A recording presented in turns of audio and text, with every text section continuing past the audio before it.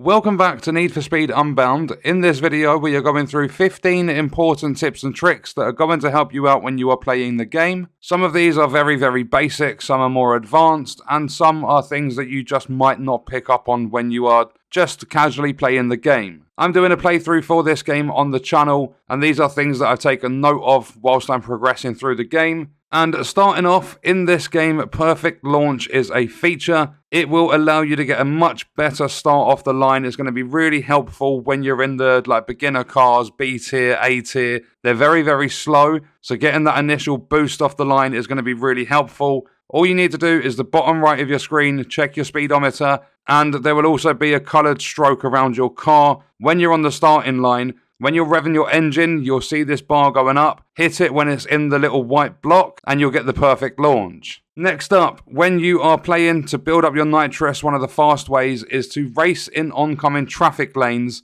It builds it up really fast, but you can also get near misses, drafting, airtime, drifting, and near misses also count for parked cars. So when you see parked cars, make sure you're driving close to them. It's going to help you build up your nitrous. Then we have the driving effects. A lot of people were under the impression, myself included, that we were able to turn them off, but there is not actually a setting for it. If they are annoying you, you unfortunately cannot fully turn them off, but there is an effect that is called cloaked. This is going to lower the amount that's on your screen. You're pretty much just going to get two white lines that come out of your car when you're going fast, and you're just going to get the smoke behind your tyres. There won't be any crazy things popping up, like when you're jumping and stuff, you're not going to get wings come out of your car and things like that. So it's unfortunate you can't fully turn it off, but there is a way to minimize it. Then on your nitrous meter, you will also have yellow blocks. These are boost. If you build these up with grip turns, with near misses, with drafting's probably the fastest way to build them up. If you tap A on an Xbox controller instead of holding it, so your boost button, if you tap it instead of holding it, you will get this boost. And if you filled it up to 3 bars, you're going to get a very big boost. It's going to be really helpful, especially for the early races. So make sure you are paying attention. It's like a combo thing. It doesn't last long at all. So as soon as you get it, use it, unless you can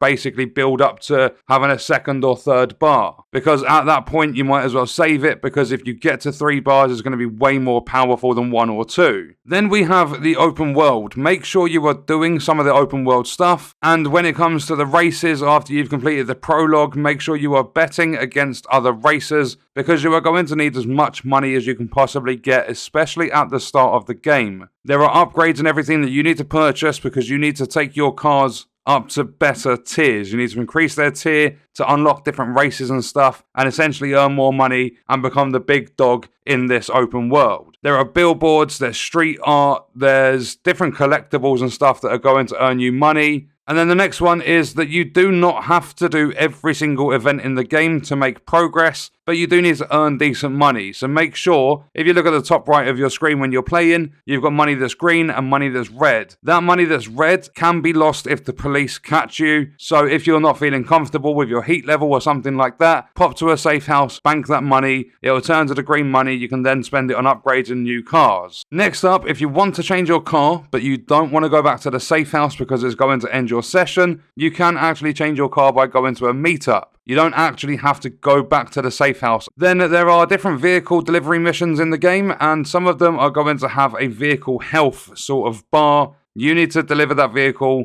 in pretty much as good condition as you possibly can. One thing to note with these is if you've smashed up the car quite a bit, you can actually drive it through a gas station, you can repair the vehicle, and it's going to bring that health back up to the top, and it will maximize your profits. Next up is about police chases, and when you are escaping from the police, if you find somewhere discreet where the police are not going to find you, a dark alleyway or something like that, if you essentially park your car to just completely come to a stop, when you are using an Xbox controller, if you hold down B, that is going to shut off your engine. What this does is it makes it that little bit faster to actually escape from the police. Just make sure you're not anywhere in their range, because you're going to have a bigger chance of getting busted if you are caught, because obviously you've got to turn your engine back on so that you can start driving. Then when you are in a police chase, if you can manage to hit a jump and get some high ground, it is a must when you can possibly do it, because it's going to help you lose the heat, and it's a very, very good help, a big help. And then if you are busy, you've got your dinner, you need to go out or something like that, you can actually quit the game during a session. It's not going to end the session. You're not going to lose the money you haven't banked. So don't worry about having to stay in until that session's done.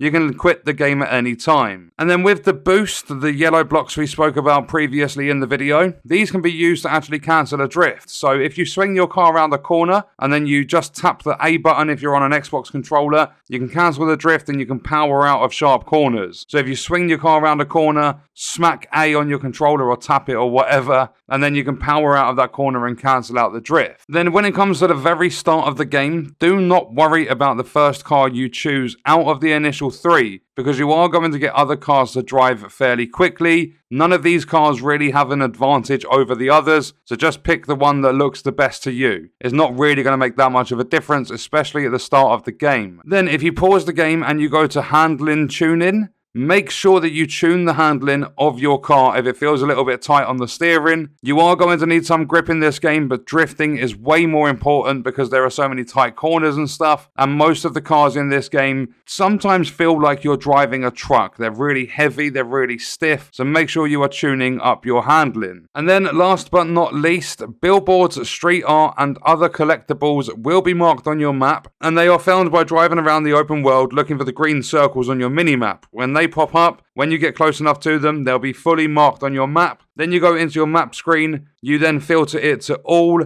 and then you can hover over the collectibles, see exactly what they are. You can go to them, you can smash down a billboard. It's going to help you out with the challenges that the game gives you. Those challenges, if you pause the game, you will be able to see them. You will get things like use a gas station, use burst nitrous 5 times. You'll have things like hitting 3 billboards. They're going to give you a little cash boost, which can then be banked at the end of that session. And that was 15 important tips and tricks for Need for Speed Unbound.